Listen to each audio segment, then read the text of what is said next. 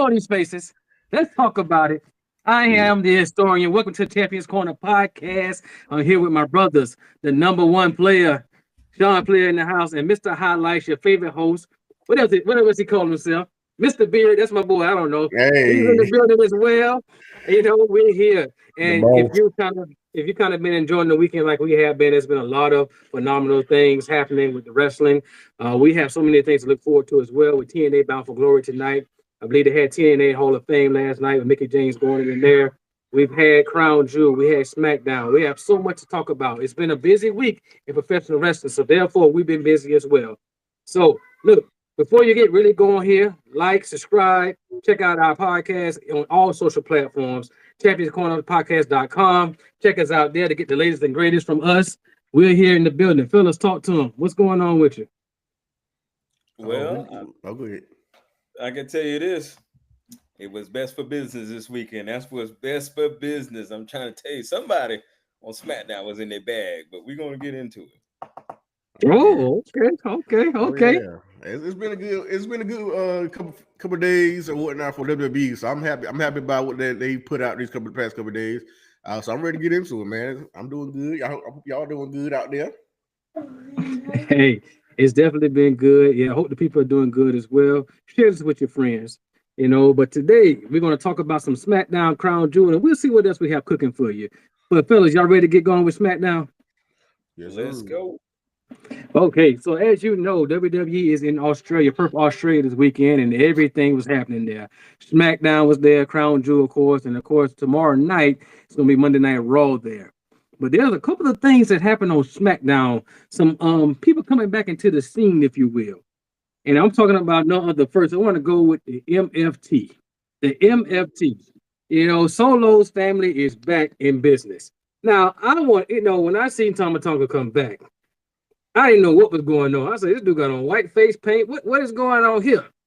What they've been doing, right? This dude with the hoodie on, attacking Shinsuke Nakamura, who came out to his original theme, by the way. But we'll talk about that another time. But my point is, what is going on now with MFT? What is Solo trying to accomplish? Because if you pay attention to the night, he targeted champions. The U.S. champion and the tag team championship. So what is going on? What do you think is going to happen with that direction? Somebody talk to him. Mr. Highlight, start it off, bro. Oh yeah, I got excited about it. I mean, Solo been having a plan. He's been showing these vignettes. He ain't really been on SmackDown like that, but he has been planning in the background. You know what I'm saying? And apparently he waited for his team to take over SmackDown finally and go for these championships, U.S. Championship and Tag Team Championships, obviously. But as far as the face paint goes, it's what the Gorillas of Destiny was wearing in New Japan Pro Wrestling. So they go on back to their roots with that. It's new for Tama Tonga and JC. Was it JC, right? For the other guy, yeah. So for them to get in there, and wear the face paint, they just want to all be in uniform, and then Solo coming out as the main guy. And so he ready to take over SmackDown. I'm surprised if he doesn't even go for Cody again, but maybe Cody has other plans. They got other plans for Cody right now, and they just want to go and get the U.S. title and them tag team titles on their waist. Because apparently they don't want to give it to the Street Profits for some reason. They want to keep it with the Wyatts, but that interaction between MFTs and the Wyatts was great for me. I like to see factions face to face, head to head, ready to go at it or something like that. And almost reminiscent of the Shield and the old Wyatts, how they were face to face. And so hopefully that could be on that level. Right now, people gonna say, if I say that, they'll be like, man, what you talking about? That ain't nowhere near that.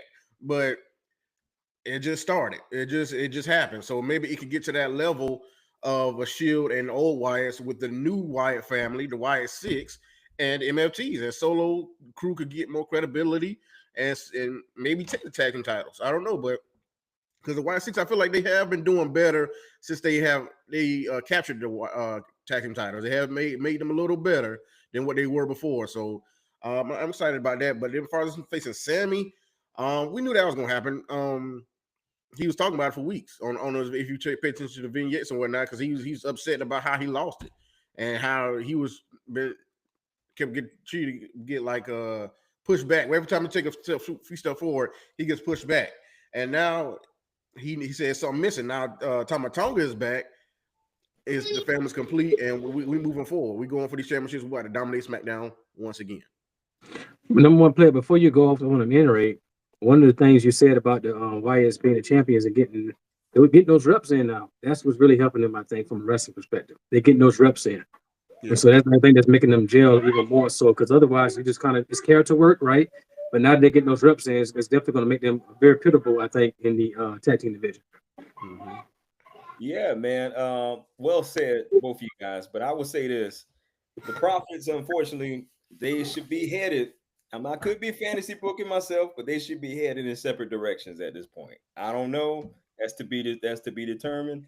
It kind of looked like that before, but it looked like they should be headed in separate directions. I'm more so like the way it's going now, where you got MTF or whatever they call themselves, MFTs. Right? I like that versus the Wyatts, especially with the Gorilla of Destiny face paint. All that was more interesting than just seeing the Profits go up against the Wyatts, because the Wyatts is just it's a wild faction. I mean, you gotta almost have somebody to kind of fit the aura of the Wyatts and to fit everything that's going on. If we're gonna just give the Profits tag team gold just to give them tag team gold, that's cool. I'm all for it. But if we're going for more for faction versus faction, because I remember we talked about that when the Wyatts first came on the scene, was like the Wyatts versus the Bloodline at that time, right? That would be very intriguing. And so I'm interested to see where it's going to go. But here's the part. Now, Solo has got himself as, I would like to call him, the mafia boss, right? He's got himself as the boss. He's really trying to restake his claim there on SmackDown, because let's face it, this Solo lost the title, his United States title. He lost his title. He just kind of faded into the background, much like Roman Reigns. Like, if you pay attention, and we'll get into it later, Roman Reigns said something very key in his interaction with the Usos that I feel like is much so more reminiscent of Solo. Solo has the same sentiment because he was the man on SmackDown. Now it's like people don't forgot who I am. I need to show these people who I am, and I'm coming for all the gold. And he's got his guys lined up, ready to go. So I'm excited to see what's going to happen. Oh yeah, I don't disagree about the Street Profits thing. That like it's out. I want them to see them go separate ways at this point. Like, I feel like they've had all the tag team titles they could get, pretty much. And so let's see what they can do singles wise. I've been want to see Montez go singles. I want to see what Dawkins could do at this point in his career, because I know he needed Montez and needed the Street Profits for long, because he was with WWE for a long time. They couldn't do nothing with him until he got with Montez for the Street Profits. And so hopefully they could, like I said, I still put Dawkins with B-Fab and have them be a duo, or her be his valet or whatever she does. She still wrestles, so she still could do more than just be a valet. Get that respect for B-Fab. But yeah, Montez could just do what he do on his own. So I do agree with that. And yeah, so the MFTs, I guess people don't want to see him against Cody no more. Because every time he go against him, he don't get nothing. Mm-hmm. But now he's added a new member, so maybe he can go back up there. I don't know. Not a new member, but I mean, Tama Tonga is back. Mm-hmm. And but really, I thought Tama Tonga, that's what I really want to talk about. I thought he was going to kind of betray Solo, or because I think because Solo was saying his family complete before Tama Tonga got there before, but now you switch it up now. So I mean, what is it? Is your family complete without me, or do you really need me? I mean, that's what they need to talk about. I feel like they need to have that conversation, because the best thing about the Bloodline was the conversations they would have backstage, or even out in the ring. It's the dynamic between the members, and so if they add something like that to the MFTs, I feel like that could get us more ingrained in what's going on, and more interested in the story between these guys. Because right now it's just, I hate to say it, it's just a bunch of Samoans together. It's just a family together. We get it. We've seen it before, but show the different dynamic between this team and show the difference between this one and what the Bloodline of old. and show the difference how they move. And so let them talk. Like I said, let these people talk. That's why I sold the YS6. Let them talk, or let them tell their story between each other, or story of why they're there and what their mission is and what their plans are between each other, and do the same thing with the MFTs. You can do that with both sides of this faction war if that's what they're starting. So I think that will get it more interested and more, wanting to see it, more must see with these two teams. That's a good point. I guess because it's WWE lately has just been like a slow burn, like it's a slow build. They're gradually stacking on different stuff, building the story. So I think eventually, eventually you might hear from especially if anybody needs to say something, it should be Tama Tonga, because last we saw him, he was with Jacob, and it looked like he was more so aligned with Jacob versus aligned with Solo. So if anybody should have a part to say, it should be him. And then kind of, I guess, letting us know, clarifying his now new allegiance back with Solo. So, and then for the Wyatts, I think they started with that whole story why they was there, and I just think it kind of just fizzled out, because I guess somebody, I don't know, I think one of them must have got injured or something, which kind of just put things on them. Yeah, Bo Dallas. But like I said, with this type of group, they don't need him there all the time. They can still talk on their own or act on their own. Even if he's injured, he can still be like on the Titantron and telling them, "Hey, go do this," or something like that. You know what I'm saying? Yeah, Aaron Rowan was doing that too. He was talking some more, I believe. Yeah. So I think he's more so of the puppet master, so to speak, right? That's the vibe I get from him. Yeah. So they're more so like, we just gonna smash and just break things, right? Yeah. Let me ask you this, Dan. Okay. Let me ask you this, because you said something very key there about titles and going back to Cody Rhodes. Maybe he won't right now, but the focus clearly is the U.S. title because that's what he lost. Yeah. And then now the tag team division, so that leaves two more opportunities somewhere, right? Yeah. And then on top of that, let's say do like some kind of new day type of thing, right? And then on top of that, you said something about Tama Tonga. He says family complete. I'm wondering now, from a perspective looking from here, was he including Tama Tonga in that conversation when he says our family complete? It had to be. Yeah, it had to be, like, because he said my family isn't complete. I'm missing something, of paraphrasing, and so now that he has Tama Tonga back, now it's complete. Because you say this, you see, what's the other family member here who just kind of left? I think just left WWE. It started with Lance Anoa'i. Yeah, Lance Anoa'i. Yeah, I think he just left, so I don't think he's going to be part of it. So I feel like they got enough members. Like I said, the team doesn't need to be too packed up. I think what they got now with the four guys face paint, if they continue to wear it all the time, and then Solo in the middle, just giving orders or directing, I think that'll be good. My other question about the YS6, why is Nikki Cross not going for any women's titles or the women's US or there goes Tiffany Stratton? Yeah, I mean, because that whole thing, right? Well, at that moment, Tiffany is in that program with heading up to Crown Jewel, right? So I think we're kind of out of place. I mean, they could have teased it a little bit, but I don't know. I mean, I think we still need more, I guess, character development leading up to that point. All right, for her to stake her claim, so to speak, right? I mean, she could do it just because, but I mean, to stake her claim to go that route, I would have her start off like you said with the mid title first. Yeah, she could do that, but I'm just saying, just do something in the women's division. She just been around with the rest of the Y6, just scaring everybody or just kind of fighting them. But I just think she could be do spooky type of thing. Hey, it's just stand in the background, like what Triple H does. That's how he books a lot of things. He have people just stuff going on in the background, and she is perfect for that because she could be in the shadows, lurking behind any champion or anybody she's going against or planning to go against. Because she just going after her prey or whatever, however you want to say it. And so I just think she needs to do more in the women's division.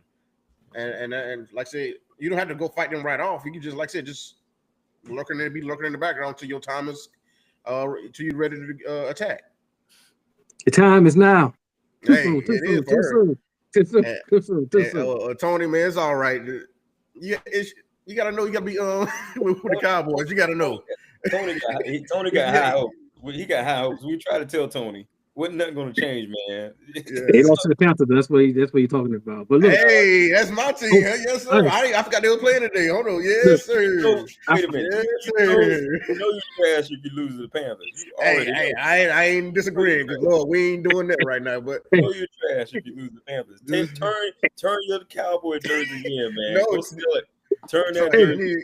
They need to switch ownership or something. You ain't got to take them out the NFL. Just switch that. At this point, we can't blame it on Jerry Jones. I don't know who to blame it on because I mean they got good players. They got good players. The players still got to play. Yeah, I know. But hey, back to the wrestling, man. Because we got a lot to get through. We got to get the crown jewel. Hey, speaking of which, good transition there. I want to talk about something, and Sean, I want you to take the lead on this one because when you talked to me about it, you was so hyped because you was very proud of somebody getting their flowers, so to speak. This last man standing match with Aleister Black and Damian Priest. Walk us through that because when we talked about it on Friday, because you saw it before me because of the time difference, you was talking about how you were happy that he finally got something going in your opinion, Aleister Black that is. So kind of walk us through that place and what you were seeing previously to what you got from this match.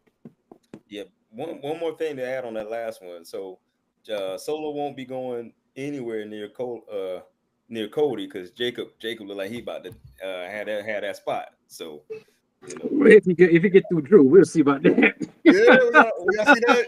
Oh yeah, I'm ready for that. Drew and Jacob, yes sir. That did happen. Well, not only Drew and Jacob, but Jacob said he wants some of Cody Rhodes too. So we'll see. So, but so this is the thing. I was happy for Aleister Black because I feel like his character has been kind of like it's been kind of stale and kind of just missing something, right? And it was missing his girl. His girl's gonna add all the flavor to what he got going on. Now they had the last man standing match, which I thought was pretty cool, and I like the fact that they're bringing out stuff that we probably to enhance his character, like the whole. We haven't seen that fire thing since Kane. We ain't seen that in a long time, right? The whole fire. I don't know what you call it. Ball of fire. Face. And it worked pretty good. Because most times that they try to do that, it's terrible. That one worked pretty good because the fans was right there in their face. So I like how they played that off. It worked pretty good, man, and I think it worked better for both of those guys. Now, I think adding Zelina Vega into the story makes him more compelling. Come on, man. I mean, and she was kind of phasing out or fizzling out as well since her last time we saw her.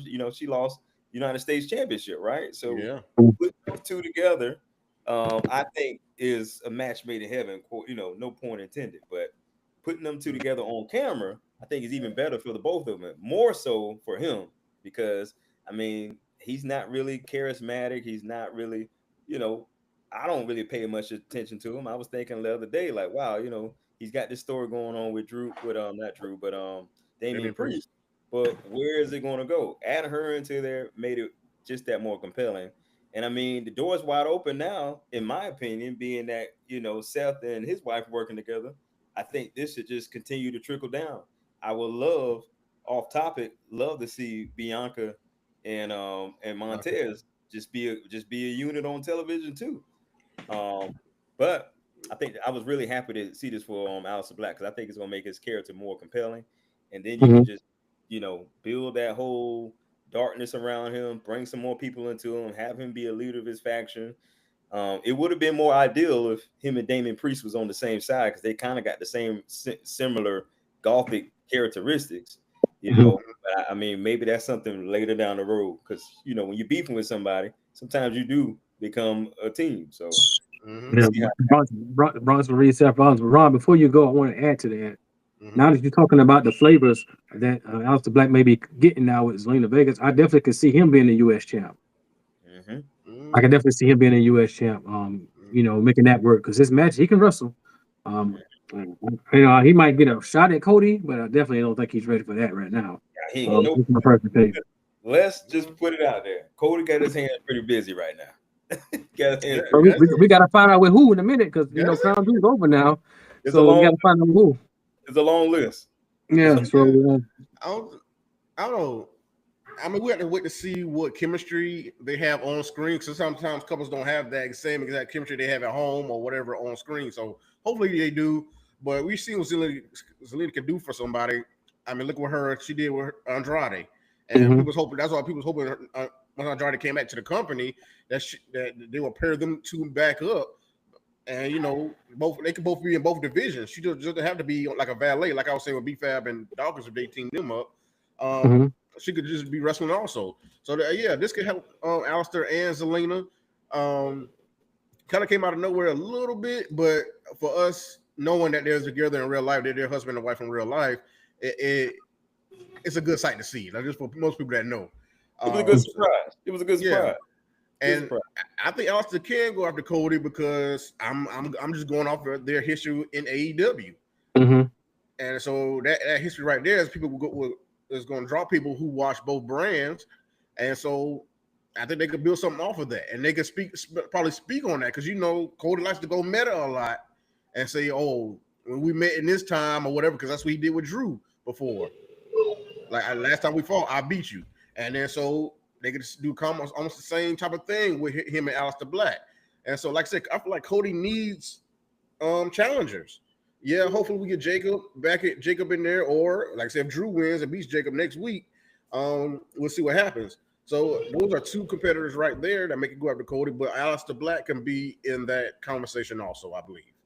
I think Aleister Black has still got to build up, right? Because I mean, he got time. Like I said, Jacob and them could probably go first. But like I said, in that time, show off the chemistry between him and his wife Zelina, and build him up to that point. Because honestly, Zelina ain't got to do much. She been blessed. She been blessed. She ain't got to do much. She just show up. I mean, that makes him more interesting off bat already. I'm just saying. Already, because she can talk. Yeah. He could do his little one-liners or something like that, but let her talk, man. Let her do her thing. Let her talk. Let her do her thing, man. And I hope they really build out some type of faction. This be a good way to put some new up and comers around him too, from like NXT or something. Oh yeah. You know, so so what Jacoby like to say, he might say I ain't mad at that at this point. I'm just going to say there's a lot of meat on that bone. You know what I'm saying? Because there's so much can get off of that. You know.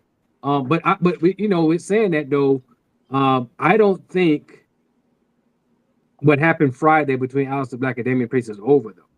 No. I mean, you don't just throw fire in a man's face and kick him off into a table and think it's over. I know, but it need to be. They've been fighting for a long time, bro. I just think this need to be over. I think that's the last man standing. Aleister Black was the last man standing, so that just need to be the last match they having.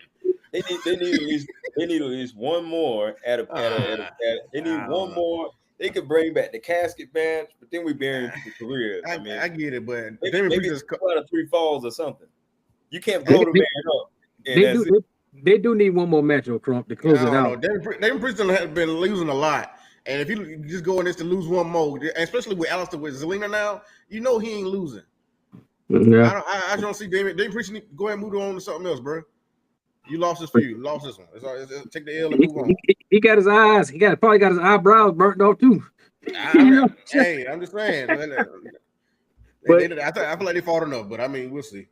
Yeah, we'll probably see what happens there, man. But I know y'all got really hyped moving on to it now because that was a decent thing. And I'm really proud for Aleister too and Zelina. Looking forward to see what happens there. But there was another fight that happened like twice that night. You know, I know you mentioned about Jacob challenging Cody. But then Drew went after him for some payback from the previous week. And then after that, you know, Jacob got him back later. So, man, them two going to reinforce the building, ladies and gentlemen. Reinforce the ring. Reinforce the barricade. Because these two here going to tear it all up, man.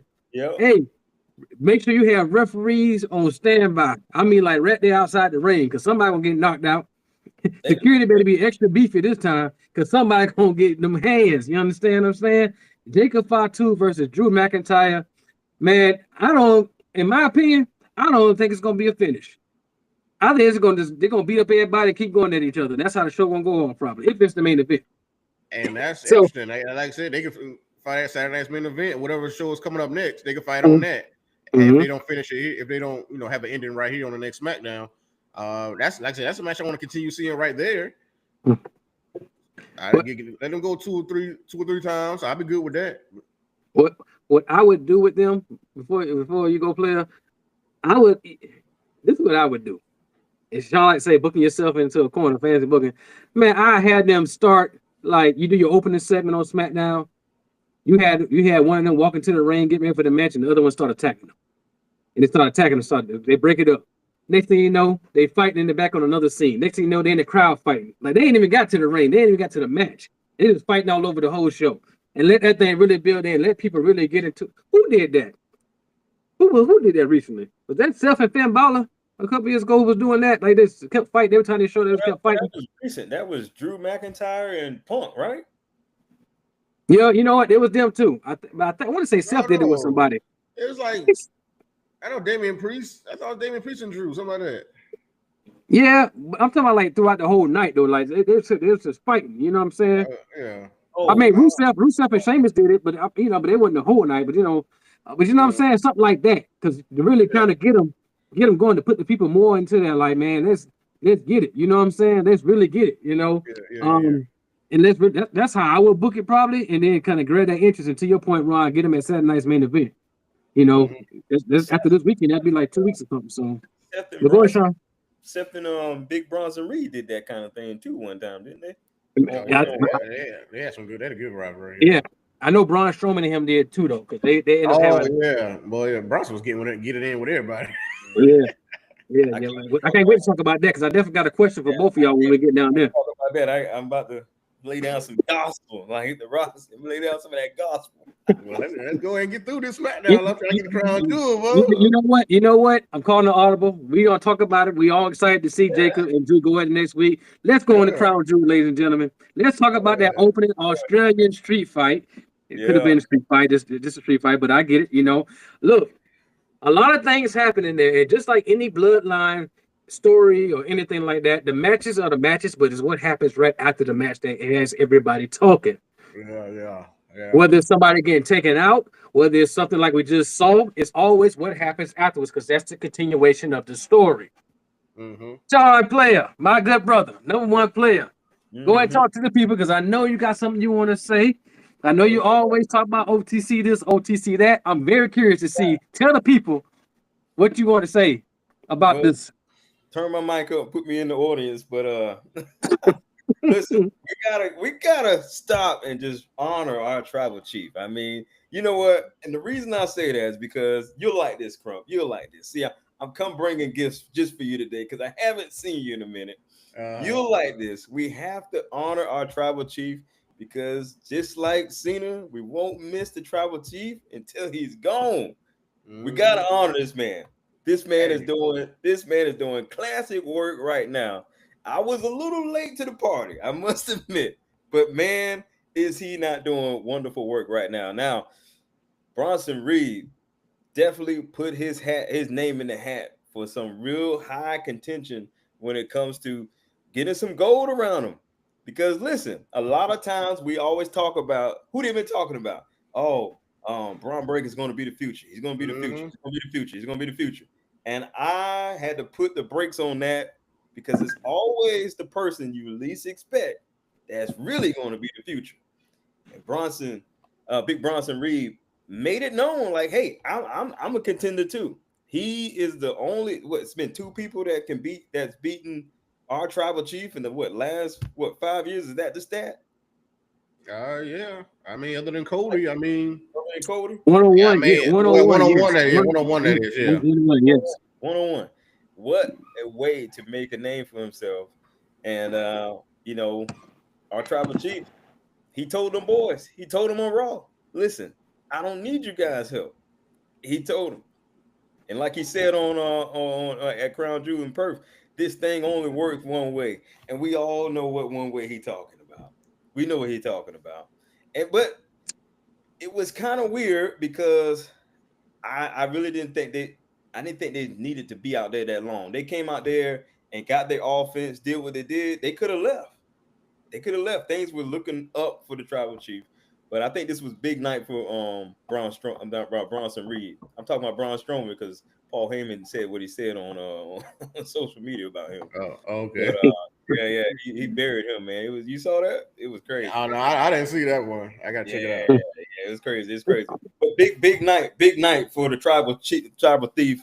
But I'm more interested to see what's gonna happen now. Now I don't know. You guys will probably touch on it, but I don't know if this means that we won't see Roman Reigns until after December. Is that what that means? Tell them boys I don't want to go until Christmas. Mm-hmm. No. Now I want to bring up something before you go, Ron, about this whole Roman Reigns say nobody think he can do anything.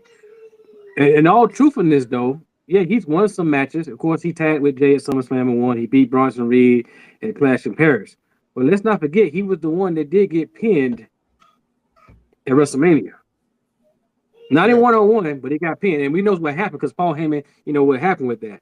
So taking all these things and now it has to mess with his confidence in a sense. Like, I got to go out and prove this thing again. I did it for 4 years and I had a crew with me. Now I got to do it by myself. Now, yeah. Another thing about it, though, I'm thinking like Roman. Nobody told you to come over here to Raw. You was on SmackDown. Yeah, you know what I'm saying? But that's where it's at right now because Seth is there, Paul Heyman is there, and things of that nature. So he gonna show up on that. So but the problem becomes now. He gave Jay the advice. Jimmy's trying to pull him out of that because he don't want him to be like Roman, right? Now to get involved with Roman's business again from that perspective, because he says nobody. He said, I get it. To your point, Sean, it only works one way. I don't want to see you at Christmas. We know darn well they're going to see him before then. I don't think he's going to be out to Christmas because you got War Games coming up. And right now, at this point in time, we don't really know what's going to happen with War Games. We can speculate, but it was pretty clear last year. Yeah, right now, you don't even know. So, with him saying, I want to see you for Christmas, is he forcing the Usos to work together again by themselves? Or are they going to go their separate ways? Like, what's going on here? Go ahead, Ron. Oh, man, I'm just happy Bronson Reed got this win. I feel like he should have got the win at Clash in Paris, but I mean, depending on where this story goes now, maybe it was just made more sense for him to get it at this point. So I'm happy for Bronson Reed. Like I said, he was lagging behind before when they first started the division. Like I said, like you were saying, Sean, all the hype was behind Braun Breaker. But I mean, Braun Breaker did help him out to win. And Braun Breaker, boy, he a cyborg. Like even Wade Barrett was saying, this man just took a 1D a minute ago, and now he back up like he fresh. Like, like Terminator. Right. Terminator. So it's gonna take a lot to put that man down. But Bronson Reed was the one in the match. He still.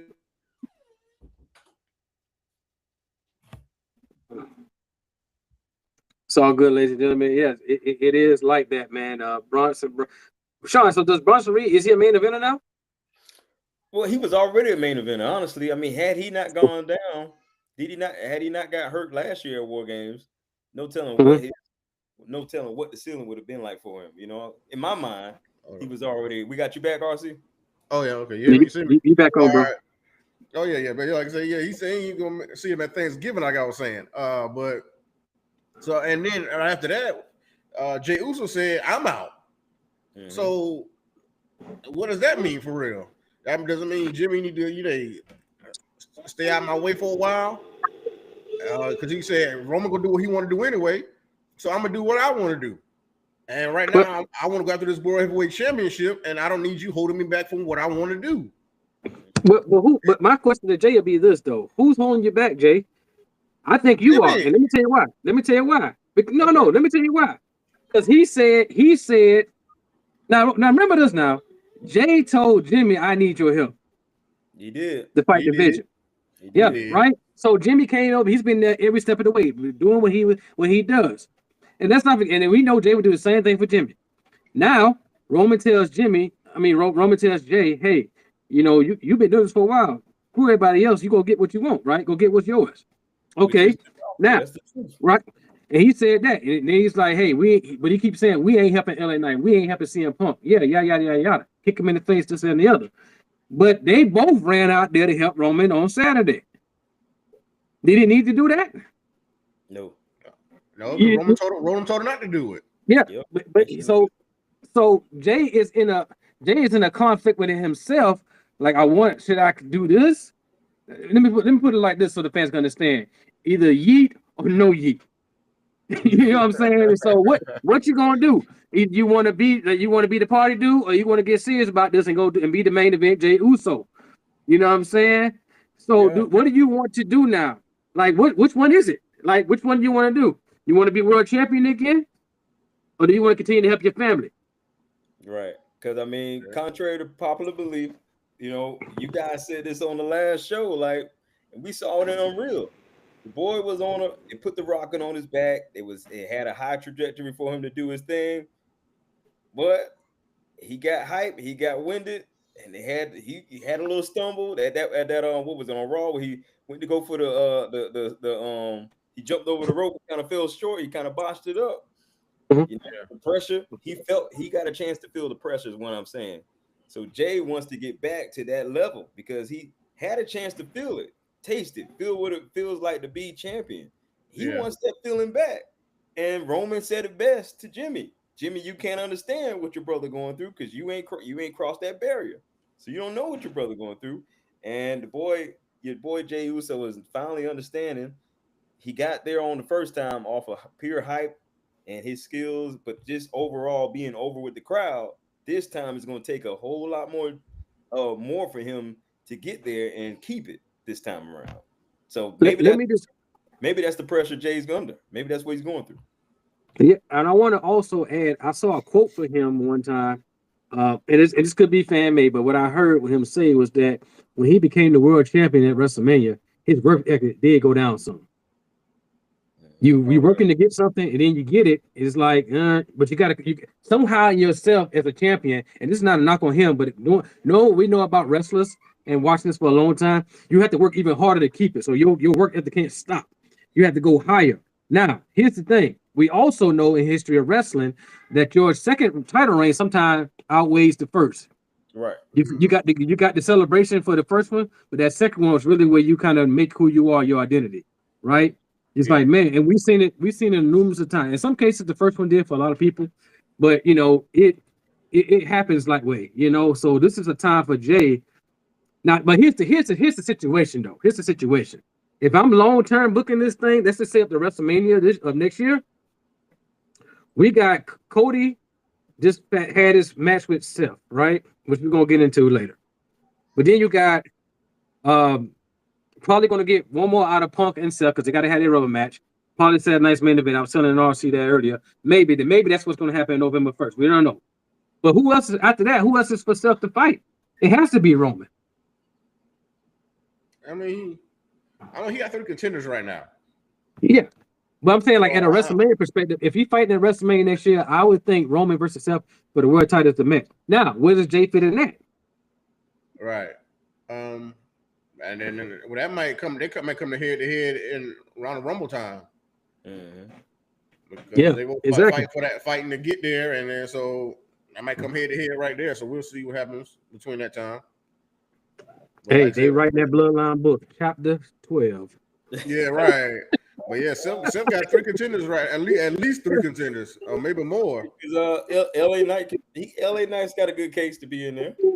Yeah. LA Knight, Punk, and Jey right now are the contenders for that World Heavyweight Championship. And then, like I said, and whenever Gunther come back, I mean, he got to be right there in that mix.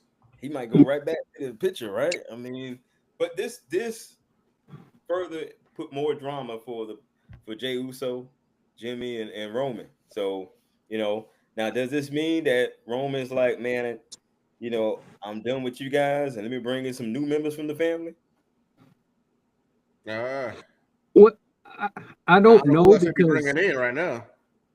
In all honesty, what I think should happen, this thing that Jay's doing, I think it should be Jimmy. Because anybody who's been clamoring and trying to get for something for a while, it should be Jimmy. Like, I need to get me he said it like earlier this year. Like, maybe I'll be a US champion. Maybe I'll be a world champion. You know what I'm saying? He almost, and I'm just talking about from a story perspective, not him personally, because the dude's phenomenal. He's almost like the forgotten one in the corner sometimes. Think about it. When Roman came back a couple of weeks ago on Raw, who did he dap up in the ring? He dapped up Jey only because he heard what Jimmy been saying. I wouldn't dap Jimmy up either. I heard what you've been saying. All I'm saying is this though. They ain't that new. You know what I'm saying? They ain't that new. So what I'm saying is, and Jimmy sitting there in the cut like, man, what's going on here? You know what I'm saying? So if anybody, I think should be like, man, I need to go do my own thing to get away from all of this. You know, hey, it should be Jimmy right now, in my personal opinion. Now, Jay has a case. Don't get me wrong. I'm not saying that. Roman has a case as well. But sometimes, you know, when you do what they've been doing for a while, man, you gotta one way or the other, you gotta climb back up that rung, man. There's gonna be always somebody against you, man. Look at the people that still try to talk about it. You talk about the Drew McIntyre who's still kind of on that. He let it go for a while, but he's still on that stuff. Like, I ain't forgot what y'all did to me and what y'all cost me. You know what I'm saying? I ain't forgot about all of that. You know, then you got all these other folks like LA Knight said a couple of weeks ago, maybe last week before they had that tag match. You don't need to be like Roman, and that's a good thing. You know what I'm saying? So he taking his little jabs at him. You know what I'm saying? So people still remembering that stuff. So eventually it's gonna come up and down, man. Like, hey man, look, they just still fight for the things that they've done. So now it's like people trying to get them back. So they have forgotten about it because they held a chokehold on the company for like 4.5 years, man. Yeah. Yeah, straight chokehold. You know, so nobody could get through him. Not Cena, not Brock, not except for that one match. You know, all these people like there was like Daniel Bryan, Edge. You know, all these people that was doing they had a chokehold on it. Man, it's something now. So I'm glad that Roman he did to me, and I heard it on Not Sam, him saying people don't think I can do anything by myself is a face thing to say. So if you're always talking about Shawn, when did he say it? To me, that's a moment right there. Nah, bro, nah. What heel you know say that? What heel you know say that? What you RC, help me out here. Let me know maybe. What heel you know would say something like that? I mean, you can kind of say about Seth Rollins for what just happened last night or yesterday, because he had no help, and before the match, Paul Heyman said if he wave his hands, do this and that. Seth Rollins didn't do none of that. He found his way to do it himself. Then not like say he got a clean victory over Cody Rhodes, but Seth found his own way. So he still did it himself. He didn't wave his hands. He didn't do nothing. So I mean, that's a heel right there doing it. So but I guess I'm looking at it from hold on, sorry, but Roman said this only works one way. And what one way was he doing it in the heel persona? Yep. And not like just being selfish. I mean, did you see him? He had to pull back. He really wanted to lash out. He had to pull back. He was like, oh, wait a minute. Right. But isn't that a face thing to do too? No, it's not a face thing to do. He already done wrote. He already done written his wrongs. All you guys out there in digital world that's looking for this, you already got it. You got it. The man wrote his wrongs, and he doesn't have anything else to say. He wanted to lash out at these guys, but he was doing them a favor because they don't want to see what comes with the tribal chief. I'm just saying. Only thing I'm saying is this right here. I totally get everything. RC, you make a good point with Seth, but I feel like they was on opposite ends. Yeah. Like Seth lost 3 times to Cody. You know what I'm saying? 1-on-1, right? So he really wanted to put, you know, I link it to Rock Austin, WrestleMania 19. You know what I'm saying? From a WrestleMania perspective, right? So he had to do that because, like Paul Heyman said, if you don't beat this man, you're gonna lose respect in the locker room, right? Roman doesn't have that kind of pressure on him in that perspective, but he also is like, okay, I started something, but now it's kicking me back, right? I always had people come out and help me for certain things, but now it's kicking me back. In their mind, the family's still the same, right? So when I said that, I feel like he getting the Facebook. What is he changing then?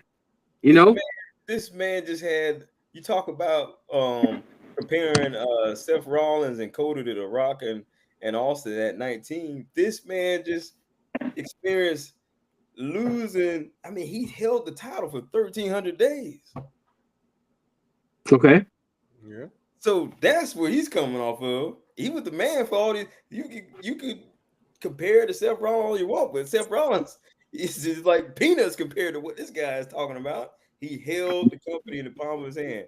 We decided, or we talked about, even on this show, we talked about, is it Cody or is it Seth? We still know it's Cody.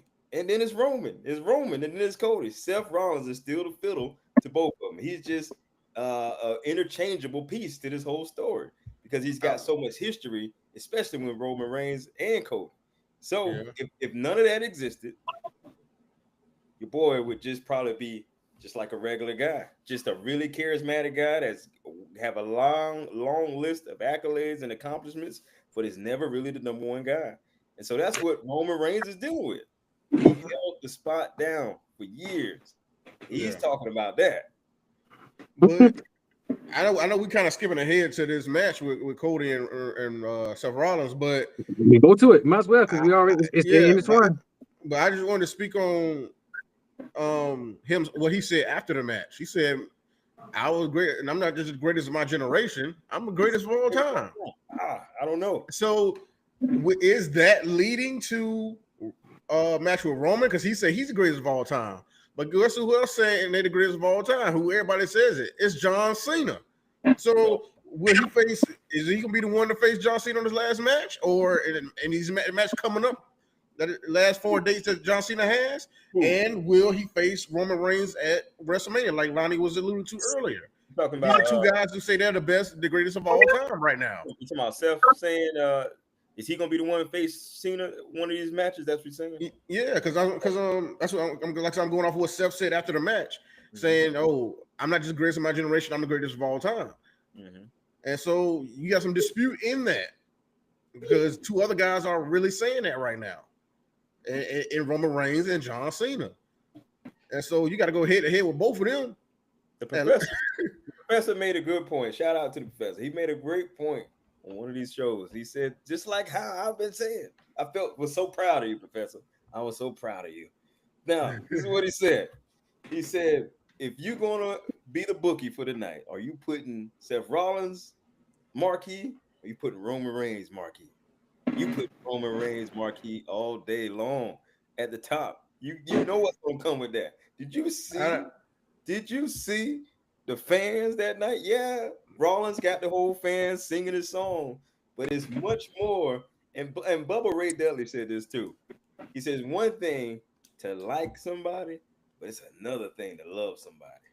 And these fans love Roman Reigns, right? But every time Roman's name is said, they singing that song for him. And like I said, Roman Reigns or Cody Rhodes' name on the marquee, but guess who they fighting? Seth freaking Rollins. They gonna be right there on that marquee too. You know what? Let me say it like this. Let me do it like this because I see where this is going. So let me just ask the question. Let me just ask the question. A, B, or C? Who would QB1? Cody, Roman, or Seth? Let's just put it in red. A, B, C.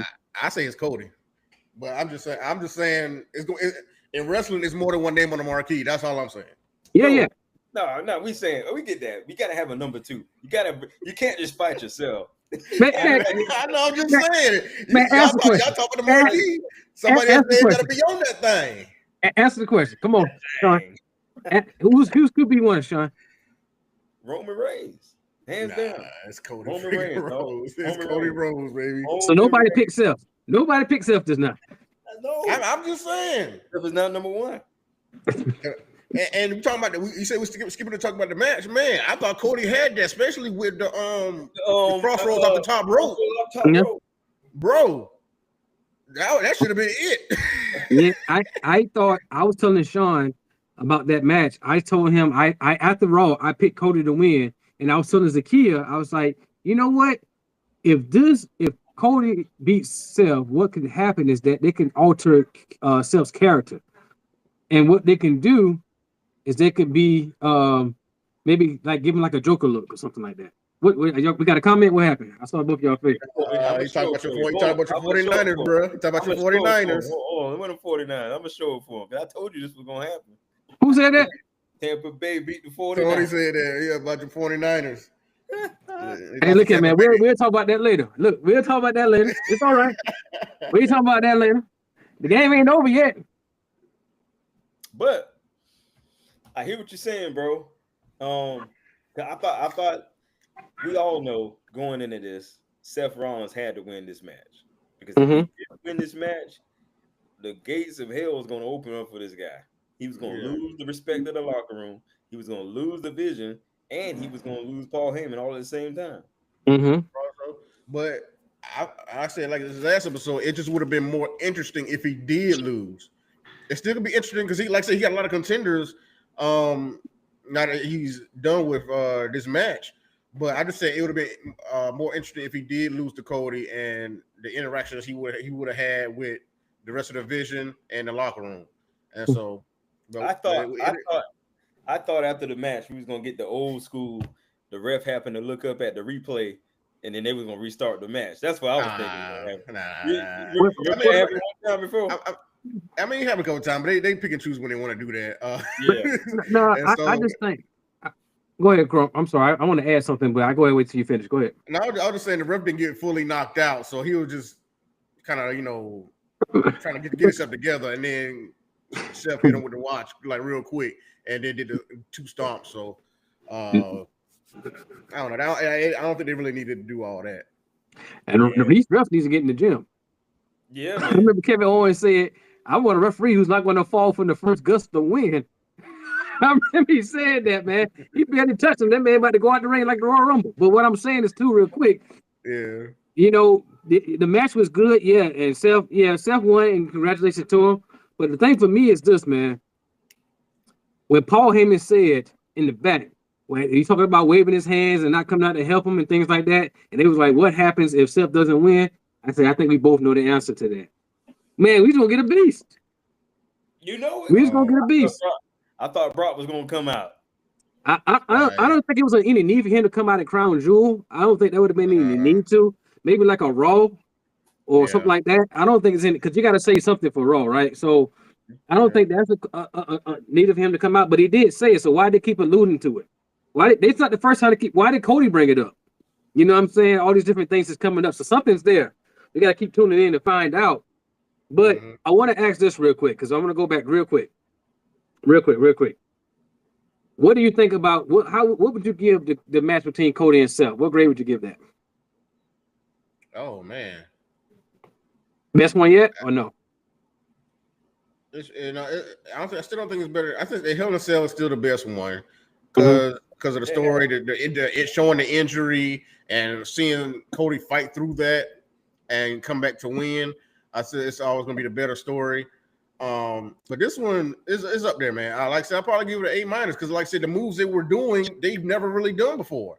That headbutt from coast to coast from Seth Rollins, like the crossroads on the top rope, they were really going for this. This is a match where Seth was desperate to get this victory, and like I said, he brought the watch in the first time. He didn't use it the first time he brought it in there. He just placed it down. Like I don't want to have to use this to beat Cody, but. It came to the point where he wanted to get that victory so bad he just used it, and so because he wanted to do it on his own moves and whatever he needed to do, but it just wasn't working.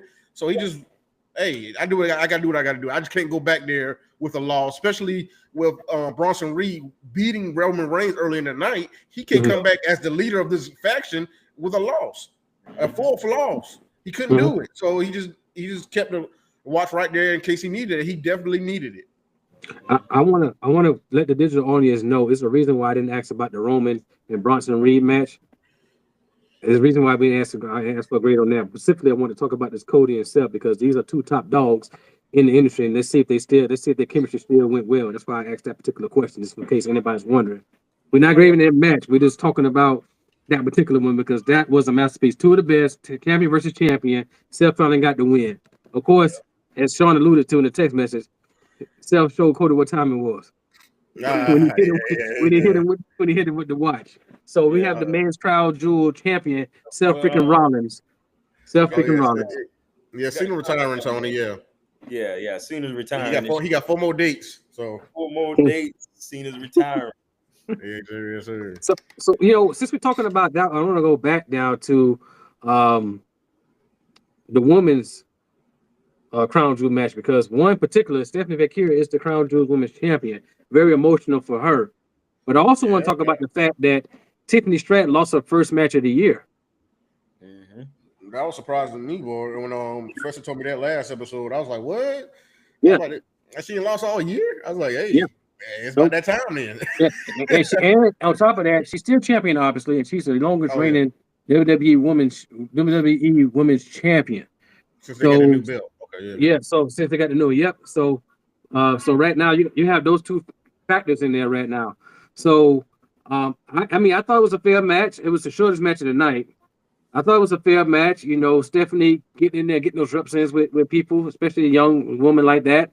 She had EO last month. Then she has Tiffany this month. So technically, you know, if I'm thinking about it, I guess Rhea's up next, but I can't confirm that right now. But so, what do you think about that? Did the right person win? Let me ask that question. Did the right person win? Um, I thought so. That's who I picked. Mm, But I mean, either one of them could have got this because I mean, like Wade Barrett was saying in this match. Yeah, this is Tiffany was like undefeated this year. She's going mhm, against a number of great talent, uh, history makers, and Bailey, Charlotte, Trish Stratus, Nia Jax, Jay Cargill. No, very much great talent, and she's beating them all this year. mhm, Surprising to a lot of people, she did it. But and Stephanie is, but she's been successful also a lot this year, but she hasn't been that way on the main roster yet. mhm. But and plus she just got her world championship at WrestlePalooza, so it's for her to prove something here. And she definitely did that. And she went for her move to move, do unorthodox moves, do like the STF, the standing STF. That's what I call it. Maybe it's called something else. I call it the standing STF. We don't really see that much. She do all kind of moves that we don't really see from her or from a lot of people. And so she's doing unorthodox combat. And so we love it all. And especially that move at the end, the corkscrew. Mhm. What's called? Can't remember the name of the move. I think it is a corkscrew, like a corkscrew I press. used to call it the spinal tap because AJ Styles used to do it in TNA. Mm, So I always call it spinal tap. But because Tiffany missed her move, the prettiest moonsault ever, and then she went straight into that move and got the victory. So I think she proven herself, and she continues to do so. So I'm very interested to see who fights her next. But Sean, before you go, I want to say this. What I think is happening real quick as well is that they're trying to build the credibility of that women's world title. Think about this: that women's world title has changed hands a lot lately, whether it's injury or whatever the case may be. Right? We have at one point, Real had it. She beat Leah finally this year alone. Then she lost it to EO. Then EO, EO and them lost it in an Evolution. Naomi catch in. Then Naomi, she's pregnant, right? But then you talk about the WWE Women's Championship. Ever since WrestleMania 40, it was only Bailey, Nia Jax, and Tiffany. Yeah. And we almost about to be 2 years since WrestleMania 40. Right. Dang. You know what I'm saying? So they really probably trying to build that women's world title up, and not to say they didn't do it, because probably more memorable things have happened with the women's world title on Raw than with the WWE title on SmackDown, maybe. Yeah. So it has, because I feel a lot of people. That's why a lot of people want Tiffany to kind of lose the belt, but Tiffany continues to put on pretty good matches, man. I mean, you can't deny that. But it just pretty good. She just ain't been the most interesting champion. But like I said, this match with Stephanie, I thought was real good. Yeah, I think it's really good for her. Really good for her. But yeah, that's what I wanted to add there. Go ahead, Sean. Nah, man, the right person won this match. Of course, the right person won this match. Stephanie has had an organic type of year. Tiffany's had you expected that. This is what's supposed to happen. She's supposed to be. But for Stephanie, I feel like it's been more organic versus Tiffany. So which I feel like that's the right reason why the right person won. And this is also setting you up for Tiffany to finally lose the title. She's got to lose the title. You gotta get that off of her, get some fresh blood into that picture. If that's the case. Now, I think honestly, had Jade Cargill not got botched up by the botch queen herself, we don't know where this would be, right? We don't know what this would have turned out. But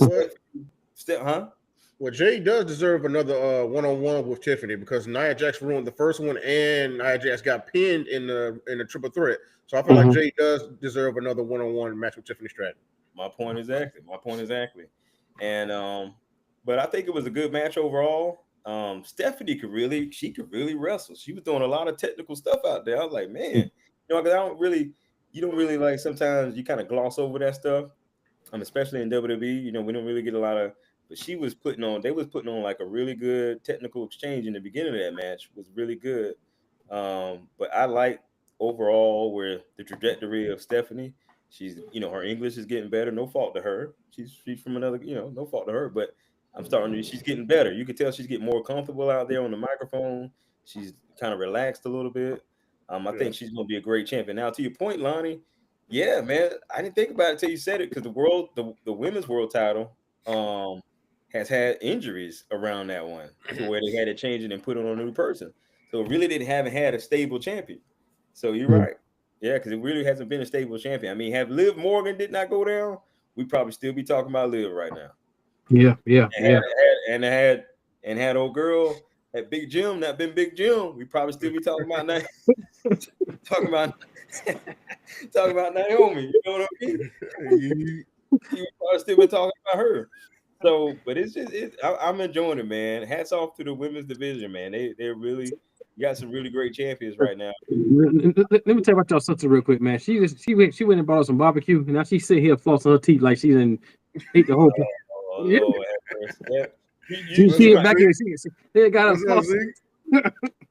Hey, enjoy it. Oh my goodness! No, come in here flossing her teeth like I need to see that right now. I don't know. No, you're hungry. Right? I don't know where Tiffany goes.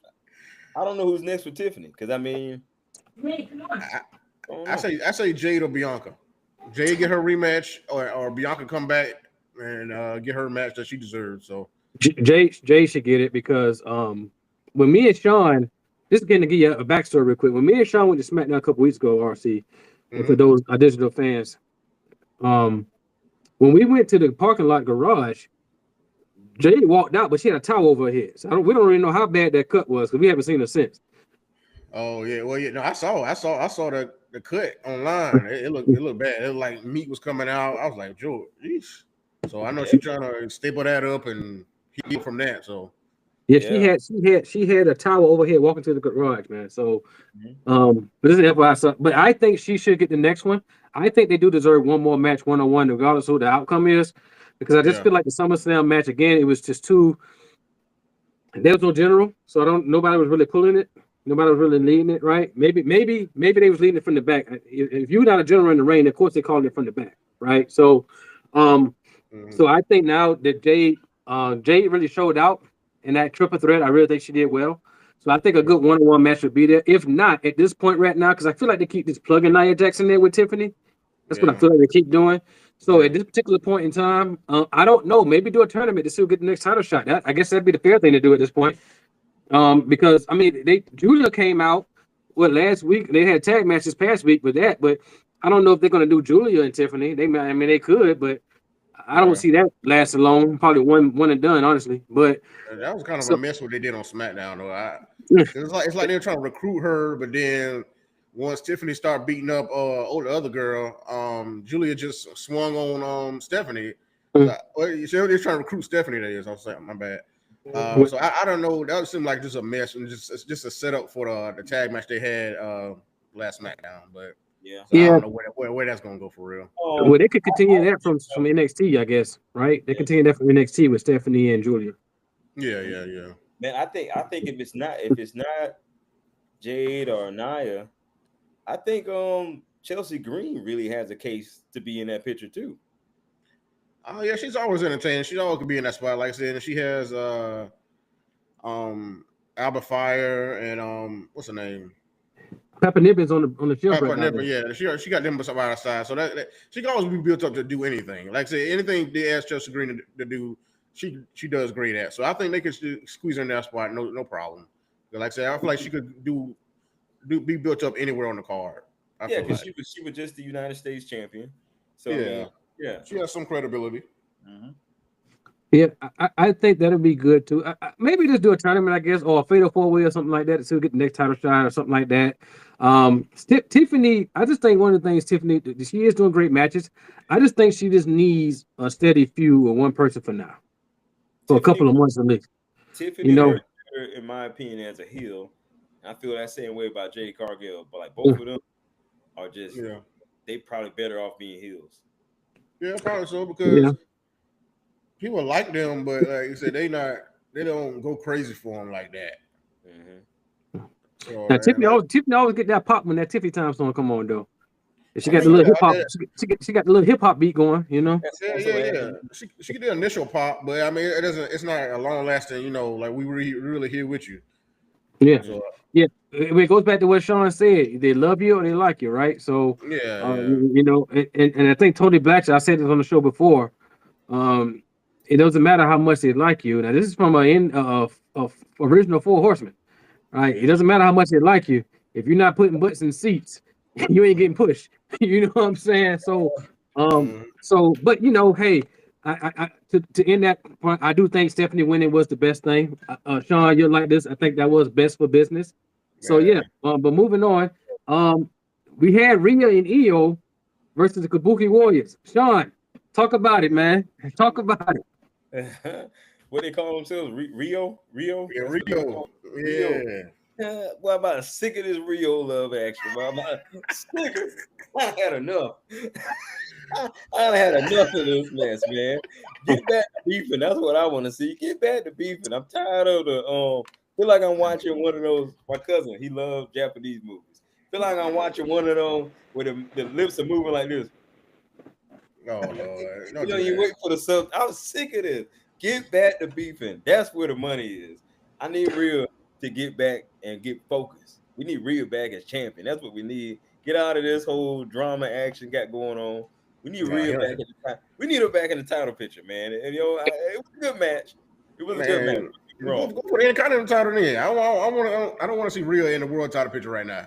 I Yeah, mean, well, yeah, anybody's better than Becky. So yeah, I agree. Give me something, Oh, right? Give me come something. on, bro. Give me something. Becky doing great work. Becky's Becky doing doing great great work, bro. work. Give me something, man. Give me She's something. doing Get great out of work. here. Becky doing Give great me work something, right now. man. This is That Sean Intercontinental Prince. title. She This bringing is that title up now, Mr. right? talking. Yeah, she doing a great work with that Intercontinental title right now. That's one of the best women's titles out there.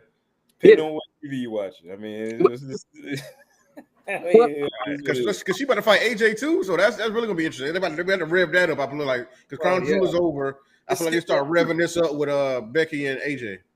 I want to say this real quick too. Let's skip that too, man. I want see. This is why. See, man. One of the things I like to pay attention to when there's cards like WWE, like the 5-6 match card. I like to look at and try to figure out why they put certain matches certain places. Right. We're going to get to the Cena AJ match next, but that followed that match, and because it was in Rhea's hometown, of course she's going to get a massive pop. But I really feel like the people were burnt out. My personal opinion. I just feel like they were burnt out after that Cena AJ message. They wasn't really into. They was happy to see them, and they got the dub. But I don't really think people that wasn't invested. Only just from a fan perspective, if Rhea does something, it's like yeah, they do their chance They because not, it was hard to follow. they not invested because we need to see Rhea as a solo competitor. That's where the money is. That's why. That's where the money is. They're probably like me. The Australian crowd is tired of this mushy friend story. I'm helping you because you're getting beat down by your family and all this stuff. Yeah, I'm over it. I'm over it already. I'm so glad it's. I hope it's over. I hope that's it. I'm pretty sure it's over because I mean From Rhea perspective, it is probably. Oscar and Kyrie Sane lost, so I mean it probably most likely over. But With Rhea, I think. Yeah.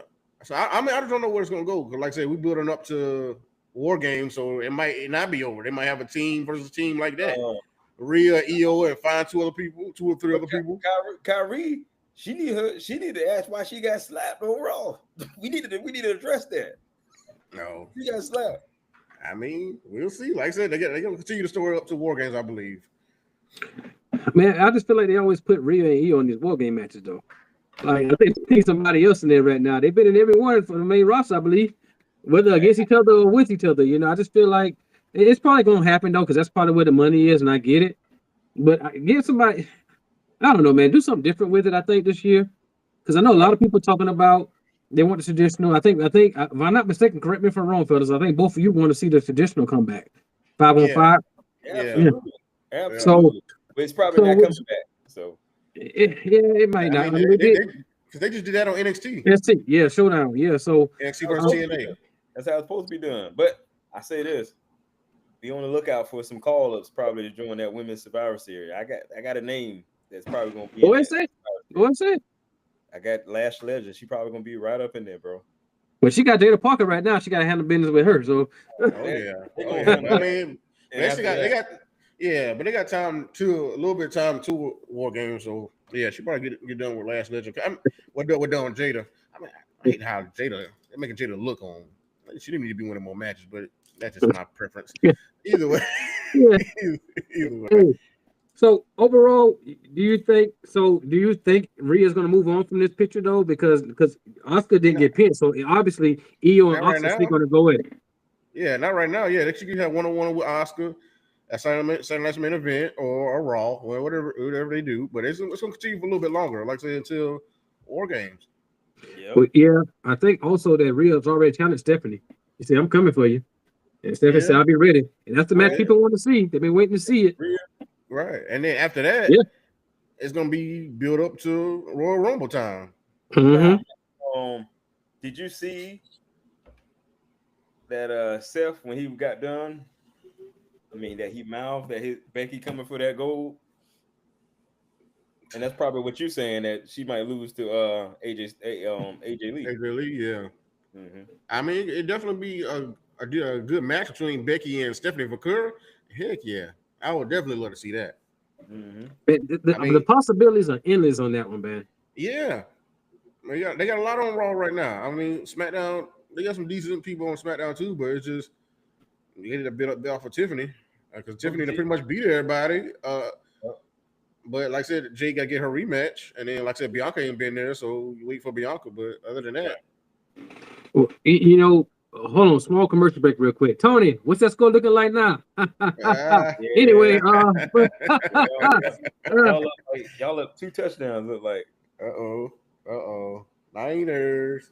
hey, all day long, man. We ain't gonna I should put my hoodie on just for the conversation. But anyway, yeah, but yeah, man.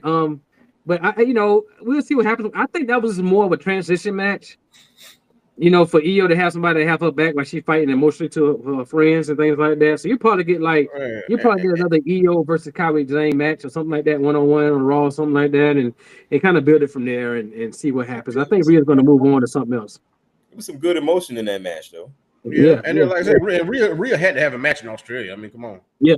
And that's another thing too. Bronson Reed, I'm glad he got a match this time in Australia, and he won. So that was great for him. So well, you know why he did last time, right? I forgot. He had some in the family or something. Yeah. Triple H. He said he asked Triple H what he should do because his wife was getting ready to have a baby, or she had the baby or something like that. He was like, Triple H gave him advice to go and be a father, and he decided to do that. So that's why that happened. I know a lot of people were saying like, "Wait, why you ain't booking Bronson Reed on the show?" That's why, but that was the reason behind it. He came out and said that on the podcast. I forgot whose podcast. I don't know if it's Chris Van Vliet or what, but moving ahead now. The main event that was not the last match, but was the main event was the showstopper. The icon versus icon, the GOAT versus the GOAT. Listen, WWE versus TNA, whatever you want to call it. Okay, C Nation versus Bullet Club. Look, and Cena wrote this man a great intro. RC, I know you've been waiting and itching, bro. Talk to the people because I know that was 30 minutes of pure masterpiece. And talk about everybody who was in the match too. Bro, this is what I was looking for. This is why everybody wanted Cena and AJ to fight one more time on this farewell tour. We back to good matches. Sorry, Brock, you just can't pull it off. All your big muscles don't show off a good match. We need more than suplexes and F5. Come on.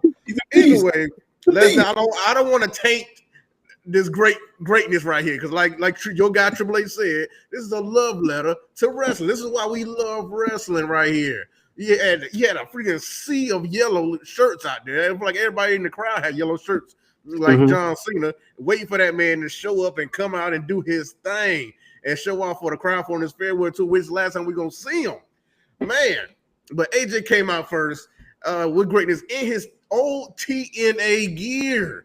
You know, he wore that 2005. That was the first time he debuted that outfit. So yeah, man, I loved it. I came out like, this man got the shorts on, old TNA. Oh, he about to show off for it. He about to do his thing. He about to put moves out he ain't did in a long time. That's all I was excited about when he came out. But Cena came out, like I said, the crowd went wild. Had all the, like I said, the yellow shirts on. He did his regular, intro with, never seen 17, last real champion.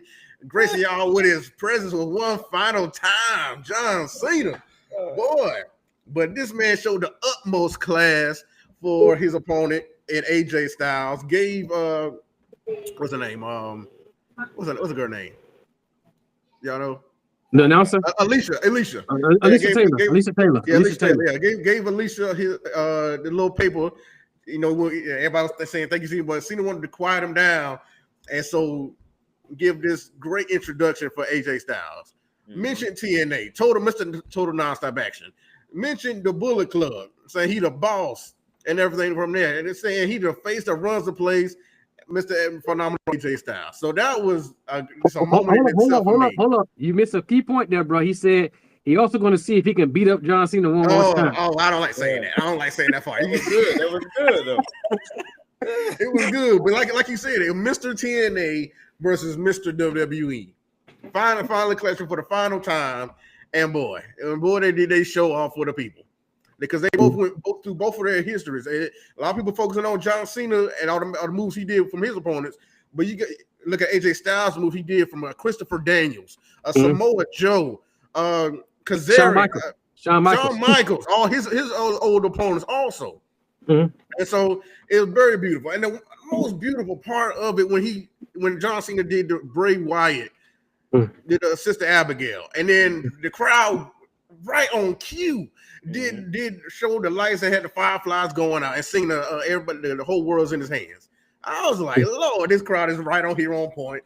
Everybody, and they was screaming, they was chanting names at the moves they wanted them to do and everything. They still Rey Mysterio. They almost got that, but AJ Styles. Y'all ain't get no 619 for Cena. I'm sorry. Yeah, not from Cena. I like how they teased it. That was fun. And they did. Yeah, then they did Daniel Bryan. He wanted to do a Daniel Bryan move. They didn't pull that one off. But he did the RKO.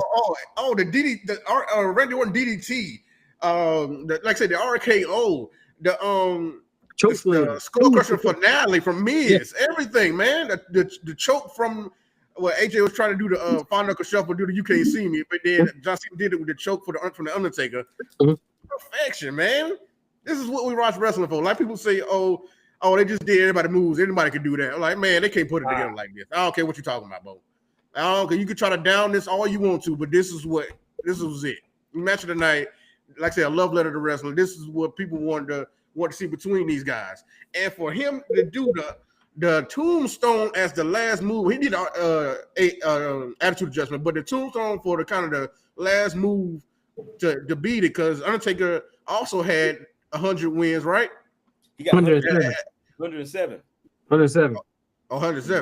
Yeah. Okay. Well, I thought it was because he was. Triple H got 92. I think it was 92. Well, nobody talking about Triple H right now. Nobody talking about Triple H right now. Okay. I'm just putting it out there. Well, they did the pedigree too, ain't they? Yeah. So he was in there. So, but I'm just saying, for them to end it like that, because I thought Undertaker just had 100. And this was John Cena's 100th PLE victory. Yeah, so to end it like that was beautiful to me.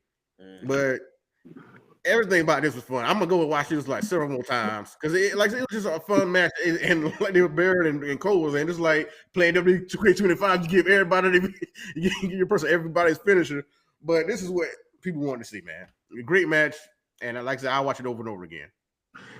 The only thing, Sean, before you go real quick, the only thing I was like, man, I know he ain't gonna do this. He was about to punch AJ in the head. Mm-hmm. Oh yeah. I was like, how is he gonna do that? No, he was doing all the mannerisms and everything. He was doing all the mannerisms that Randy Orton did and everything. So I love it. I was ready for that. Yeah, so, Sean, go ahead, bro. I got something I want to close on that part because I think RC said everything, honestly. But it's something I want to. It's a moment. It's a moment for me that I ain't gonna lie, I almost teared up. But I'll talk about it once you finish. He sure did, man. It was a beautiful, beautiful match, man. And like Triple H said, it's a love letter to wrestling. Despite how you feel or whatever it is, that match you watched that match, that made you if you got goosebumps or you just got butterflies just looking at that match, it just brought everything to life, man. And it really capitalized on the greatness of John Cena. And I'm so happy they gave AJ Styles his credit too, man. That intro, I was like, man, look at that, man. And hats off to John Cena for even like, I'm sure he had something to do with that. I mean, it was just a great way to honor AJ Styles, and even with him on the down slope of his career, because people want to go out being remembered, for the best things that they done and contributions they made to the company. And so it was a great match. They handled everything very well. The Bray Wyatt finish was my moment of that whole entire match because, like you said, Crump, right on cue. I mean, you couldn't have. I'm pretty sure they was in the back, like, wow, we couldn't have booked a better moment. You know what I mean? Ain't no way. They was probably in the back, probably took the headset off, like what? Like they couldn't. It was, and that's the beauty of the audience. That's the beauty of the audience. I mean, you got a live audience that they were into that match, and right on cue, they held out their phones to do the fireflies, man. That was for John Cena to look up at that moment was, oh man. And he almost, and they said, it looked like he was tearing up too about that moment. Everybody missed Bray Wyatt, and I was just, man, it just made me, like I said in the beginning of the show, you don't miss something until it's gone. You know what I mean? And I was alluding to how one day we'll miss Roman Reigns the same way we about to miss John Cena, and like all the other greats that we miss. You know what I mean? But this was an A-class match, man, and that match need to be somewhere in the top 5 of probably match of the year or something like that. Yeah. Oh, go ahead.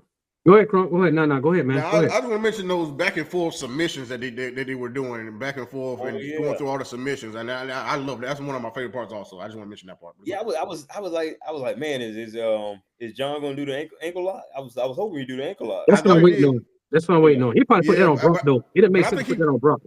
I think he did that with Logan Paul also in that match. So I feel like he was saving other moves for this one because that he didn't do in the other one. Yeah, it didn't make sense to put that on Brock though, because that's one of Brock's big rivals, Kurt Angle. I think that'll make sense though. Yeah. Like I say, if he fight him again, that was. I don't think it'd be 1-on-1. I think it'd be a War Games. Honestly, I think a Team Cena versus Team Lesnar. Early prediction, but that's just my opinion. 100th career win. So I mean, that's a feat all within itself. You know what I mean? That list is probably like maybe 5 or 6 people deep. Yeah. My moment for the match was this, man. It was after the match. How they both respected each other and held each other's hands up, and they gave the hug. That was, I guess, being a fan, just knowing what these guys go through and these young ladies go through. That was the most part for me. And then when Cena walked off and they did this, it wasn't the 4 horsemen. He's like saying 4 more dates. Yeah, man. 4 more dates, man. So, man, when we do that show, man, Crump boy, get your Kleenex, man. I know. But that was the moment for me, man. So it's beautiful that this man can, on his retirement tour, and doing all the things he's still doing, and was still making these rounds, and like AJ said on Monday, the story writes itself, man. It didn't need a story. We knew it was going to be one match. The story writes itself, right? And so now that that's behind us on that particular perspective, I think Cena's next show is November 10th, maybe in Boston. I want to say. Yeah, he got like 2 Raws, Survivor Series, and then a Saturday Night SmackDown. Yeah. So I hope he faced Dominic and give him a chance to get the Intercontinental title. That's what I'm thinking. That'll be so. They should have did, like me and BJ was saying, they should have did that with this match. AJ should have beat Dominic, and they should have put it on the line in this match between AJ and Cena. That would have been great. That would have been cool too. But I ain't gonna lie, I do like what Dominic's doing, man. That man, I know, but he keep you interested, boy. Yeah, but Dominic has the mega championship from Triple A, so he doesn't exactly need the Intercontinental title. But he is defending a lot because he fought Rusev and now he's about to fight Penta. So tomorrow he's defending Penta, champion. Yeah. So he's defending champion. So I mean, he's doing good things, but it would have made a lot of sense for this match with AJ and Cena. Not that it really needed it, but it would have made sense for AJ and Cena. Maybe, because that's Crown Jewel.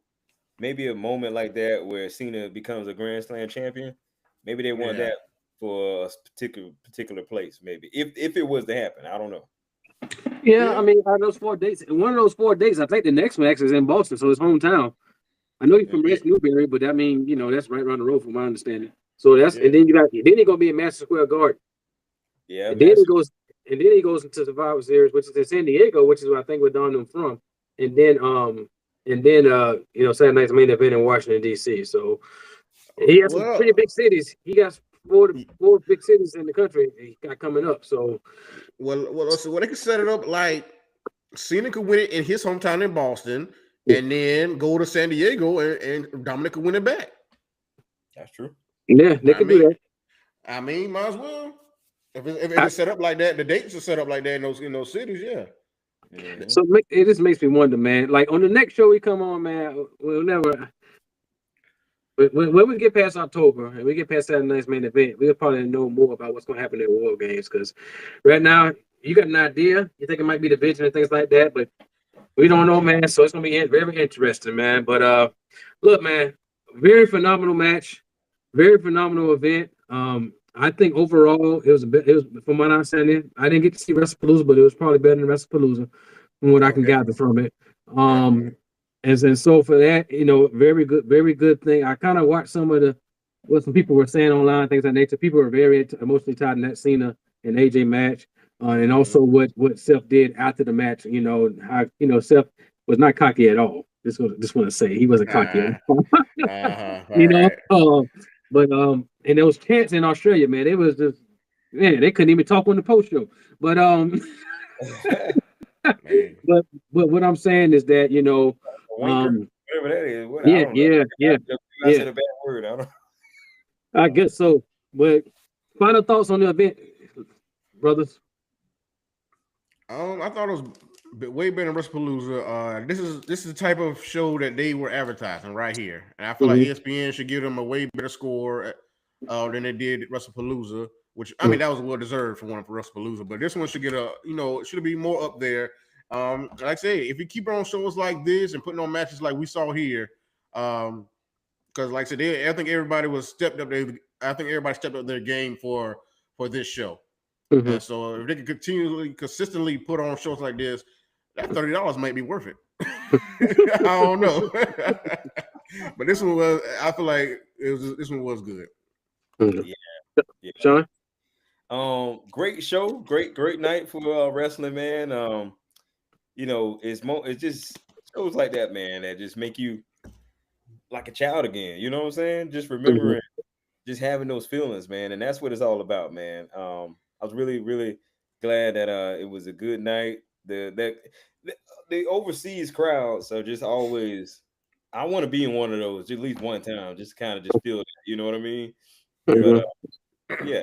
Good showing, man. I'm waiting to see what else the end of the year is going to hold. I think it's going to be, I guess, Cody versus Seth team, maybe. That's my pick. That's what I'm picking. Okay. That can happen too. The one thing I would say too also about the event, you think about it, that is the last time I've seen AJ, because Cena's retiring this year and AJ's done put it out that he's retiring next year. So So yeah, his is coming down to that wire too. So that was a big moment, I think, to see two legends go out like that.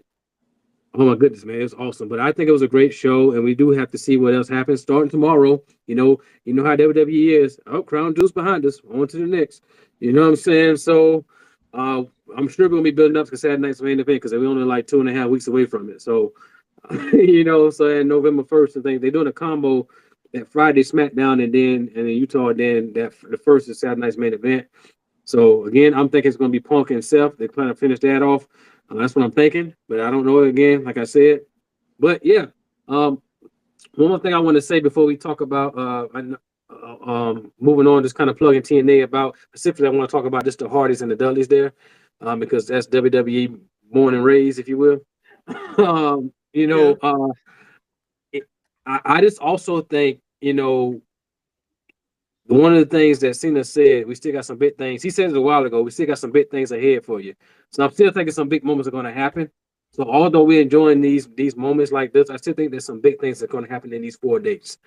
That's all I want to say on that. But tonight, ladies and gentlemen, in probably about an hour or so, we're going to have TNA Bound for Glory. I just want to touch on this part real quick because we kind of recapped the last show. The Hardys and the Dudleys for the final time as well. And this is my question. As a fan who's been watching these gentlemen growing up, not just the Hardys and the Dudleys, but the Cenas and things like that, all of these last times, final times, these things are happening now. As a fan, what is that doing for you right now? Seeing like these people, like the Hardys, when we first started watching them, they was 18. Mm-hmm. You know what I'm saying? And now, I think they in their late 40s, early 50s, or somewhere around there. And now you're hitting all these final times now. Like, I'm thinking this is the final time because for Devon even getting in the ring, because the dude has had a heart attack not too long ago. You know what I'm saying? So I don't know his condition. So, and Bully's doing stuff, he's wrestling here and there. The Hardys still doing pretty good from what they have. So what is hearing these things for the last time, Cena's retiring, AJ's retiring, these types of things like that, what is that doing for you right now as a fan? How does that make you feel? That's what I want to ask about it. Making me feel old, but nah, man. It just appreciate what we grew up on, man. Mm-hmm. If we go back on those and look at those moments, because those online, social media algorithm, they continue to repeat those moments. So it's glad to see them, but yeah. Like this Cena one, like I said, it's gonna be hard to see him go, but it's like he wrestles all the time, so it's gonna be too hard. But as you say, just to know it's his last match, it's gonna be crazy to think of. And like I said, these one last table match with the Hardys and the Dudleys, like man, we grew up watching this, and dang, it's hard to see people go. Like I said, a lot of them still going strong, and it's just crazy. Like I say, look at the Hardys; they only a second expedition of gold. They got like 4 tag team titles right now. It's crazy. Mm-hmm. And so, but you're also seeing the love from the fans and the appreciation from everybody for what these groups did and did for wrestling, did for us. Because this thing, wrestling. Some people just say it's just wrestling. Like man, for a lot of people, it's they don't understand. It builds you up. It builds your confidence. To some people, it builds their confidence to do certain things. Yep. And they live vicariously through these characters. Not that they're saying you should idolize people, because we idolize. God is the only one. You know what I'm saying? If that's what you believe, but I mean that's what we believe right here. And so, but it's still people that you admire and who are doing great things and showing positivity for what we love. You know what I'm saying? And so, see these last times, you see these people get their flowers for what they've done, and get, like I said, their appreciation is everything, and I know they love that. And so that's why a lot of people do buying these crazy price tickets to go see these things, because they're moments. It's experiences, it's moments. It's the last time we're gonna see these people. Yep. Because you never know what's gonna happen. That's right, man. It's kind of like imagine. Being at Jordan's last game, being at LeBron's last game, whenever that is, Kobe's last game, that's what it's about for us on this side for wrestling, man. It's like, and I wish Triple H had that one last match. I'll never be able to get that, man. So I'm like or like I don't know, man. I don't remember Austin's last time. It just kind of just abruptly ended. I mean, it was never his last match. Yeah, definitely his last match.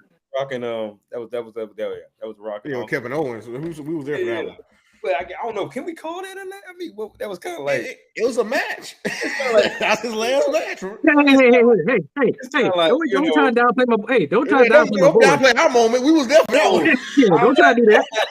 I'm not downplaying it. I'm like, man, I know what you're saying. Him and Rock was his other last match, and he just came back. Yeah. That's kind of like just like Shawn Michaels in Saudi Arabia. That was pretty much his last match. We're gonna remember the Taker one, right? remember the Taker one. Sean rather remember the Taker one. You know what I mean? Yeah, the Taker at WrestleMania. Yeah. Yeah. But I mean, that's what it's about, man. You know, people are gonna want to be in that. And I hear, you know, the Saturday main event with Cena is selling out fast. You know, because people want to, they don't care. They want to be there. They want to say I was a part of Cena's last match. You know, and that's what it's about.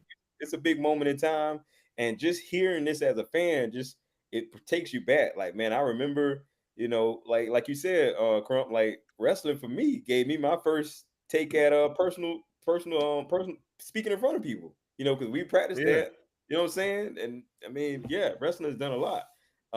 Just being a fan has done a lot, man. So I'm excited, man. It just takes you back.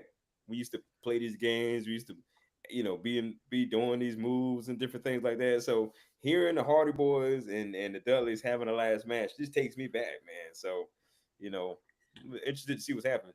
Hardy Boys that made their case to probably be at least the top tag team of all time. I mean, they on a tear right now. So they might be up there, man. Yeah, they are up there.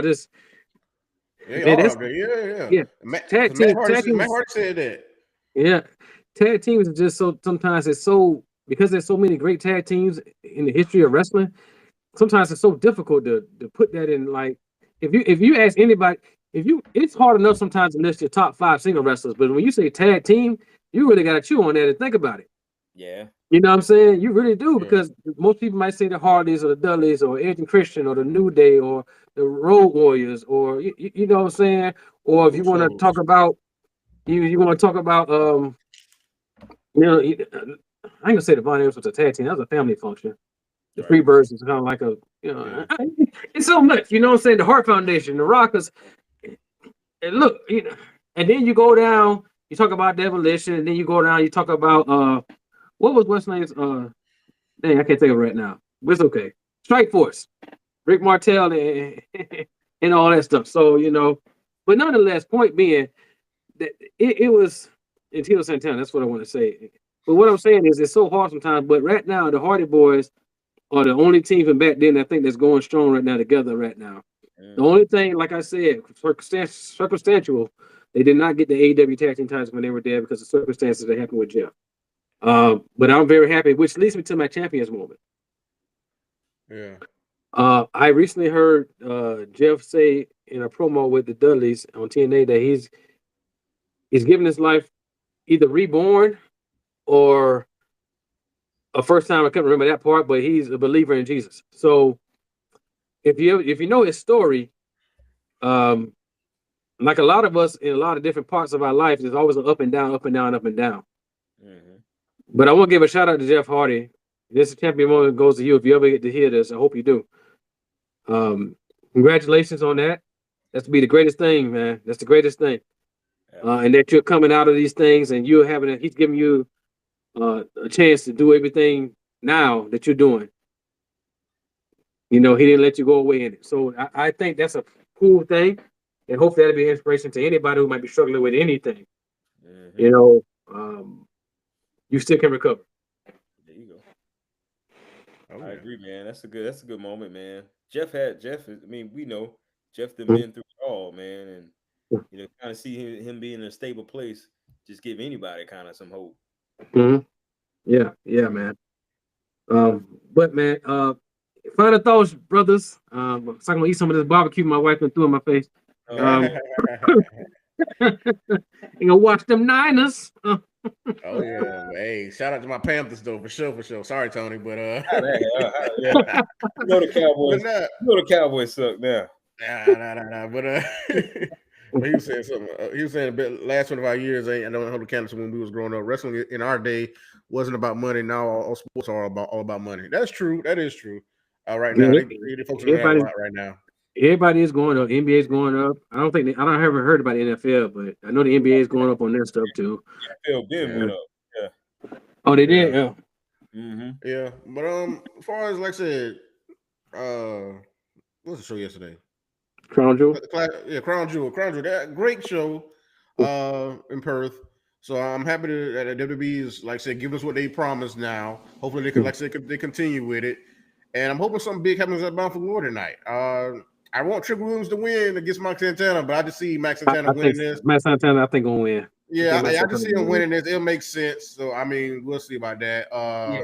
Jeff and the Dudleys. I mean, the Hardys and the Dudleys. I'm saying just Jeff. Shout out to Matt. That's gonna be interesting. I just think Hardy's still gonna win that. Yeah, I mean they should. they should. Other match I'm really interested in Javon Evans and Leon Slater. I really want to see how that match goes. Exhibition. They should tear the house down with that one. And there's a lot of other ones too, but those are three. Of course, I'm very much looking forward to. Those been booked up the most across both brands, and so it's gonna be an interesting show. I'll probably get my little review on it, or we'll talk about it next episode. So stay tuned. All right, Sean, anything? Nah, man, bro. You just said it all, bro. I mean, it's gonna be a good showing tonight. I got the Dudleys winning, so. All right. We gotta talk about that later. See what that's all about. But it's all good, man. Everybody pick. That's what makes it fun.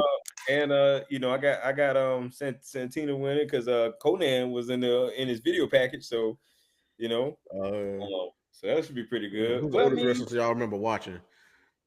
Who's the oldest wrestlers you remember watching? The oldest wrestlers? From the golden era. Yeah. From the golden era, honestly, like WWF, because the Hogans, the Savages, the Pipers, the Dusties, the Warriors, the Rick Rules, the Demolitions, the Hart Foundation. I mean, you go through that whole list, man. I mean, if you want to go with NWA, of course you got Rick and Hardy and Dustin there too, and the folks and all that stuff. Yeah. So for us to come up, but I mean, we mostly came up like I said that golden era really. Was right there. That's what we really a lot of us really started watching us on this show at least. Mm-hmm. But we do remember before we started watching, because like I said, videos out there and documentaries and stuff like that. So we know about a lot of older wrestlers. But for what we really grew up on and what our time was, like I said, that golden era and then that new generation. Yep, that attitude era. That's really where it was, and then go on to the attitude era, and then so on and so on. But that's where we started. Yeah, man. Yeah, man. It's some good stuff, man. I think one day I talked to the fellas about that offline. Never mind. We'll talk about that offline. It's all right. All right, Pete. Hey, look, thank you for joining us today. I smell barbecue. I don't know what y'all eating. But thank y'all for joining us. Again, like and subscribe, share this video. Go to our website, championcornerspodcast.com. to see the latest and greatest that's going on with the Champions Corner. And we will see you soon, champions. Peace. Appreciate you, Tony. Cowboys, man.